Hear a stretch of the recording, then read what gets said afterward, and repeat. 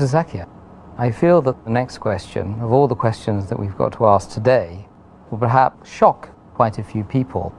The issue of a man and his wife, perhaps sitting on a sofa or some other place of comfort, and the husband delivers a kiss on the wife's face, let's say, or the lips of the wife. Is this an action which nullifies the fast or is permitted?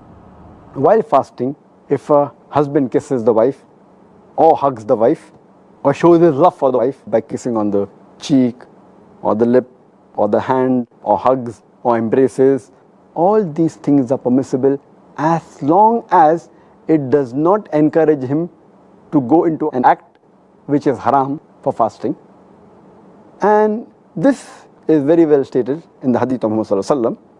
It's mentioned in Sahih Bukhari, volume number 3, in the book of fasting, hadith number 1927, that Aisha, may Allah be pleased with her, she says that the Prophet used to kiss and embrace his wives while fasting, but he was the best amongst you to control himself. That means the Prophet had the power to control. Similarly, it's mentioned in Sunan Abu Dawud, volume number 2, hadith number 2379, that Umar, may Allah be pleased with him, once while fasting kisses his wife. Immediately he feels sorry and he goes to the Prophet and he says that, "Oh Prophet, I have sinned against you and Allah." So the Prophet says that, "What have you done?" He says that, "While fasting I have kissed my wife." So the Prophet asks him that, when you gargle or rinse your mouth while doing wudu, does your fast break? So Umar, may Allah be pleased with him, he said, "No." So why bother? Indicating to him that you can kiss and embrace your wife. Furthermore, there is a hadith which is mentioned in Musnad Ahmad, volume number 2, hadith number 6739. One of the Sahaba, he narrates that a young man comes to Prophet Muhammad sallallahu alaihi wasallam and asks him that, "Can I kiss my wife while I'm fasting?" The Prophet says, "No."